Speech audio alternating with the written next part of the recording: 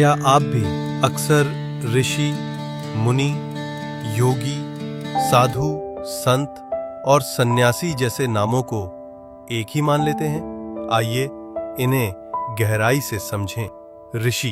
ऋषि वे हैं जिन्होंने गहन तपस्या और ध्यान से ब्रह्मांडीय सत्य और वेदों के मंत्रों को स्वयं देखा था, इसीलिए उन्हें मंत्र दृष्टा कहा गया। उनके शोध और योगदान कई क्षेत्रों में थे, जैसे पतंजलि ऋषि ने योग सूत्र की रचना की, चरक ऋषि ने चरक संहिता और सुश्रुत ऋषि ने सुश्रुत संहिता की रचना की। कणाद ऋषि ने सबसे पहले बताया कि हर वस्तु अत्यंत सूक्ष्म कणों से बनी है, जिन्हें उन्होंने अणु कहा।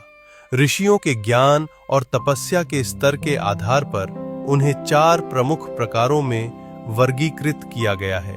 राजर्षि, वे राजा जो सांसारिक दायित्वों के बीच रहते हुए भी गहरे आध्यात्मिक ज्ञान और वैराग्य को प्राप्त कर लेते हैं।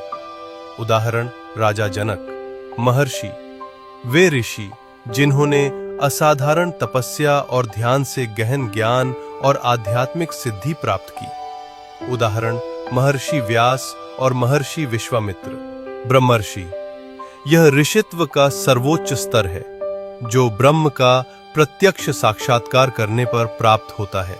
देवर्षि, वे ऋषि जो तीनों लोकों में विचरण कर सकते हैं।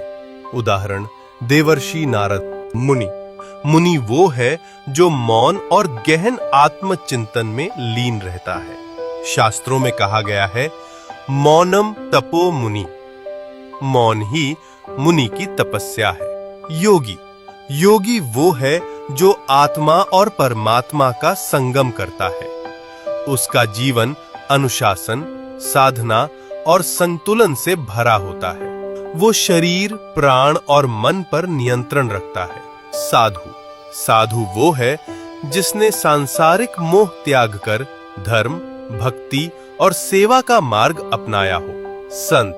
संत वो है जिसने सत्य और ईश्वर का प्रत्यक्ष अनुभव किया हो और उसे प्रेम और भक्ति के रूप में समाज तक पहुंचाया हो। सन्यासी वो है जिसने परिवार, धन और पद सब त्याग दिए हों। वो भिक्षा पर जीवित रहकर तपस्या व साधना में लीन रहते हैं। चाहे मार्ग कोई भी हो, लक्ष्य एक ही है, सत्य का अनुभव और आत्मा का उत्थान।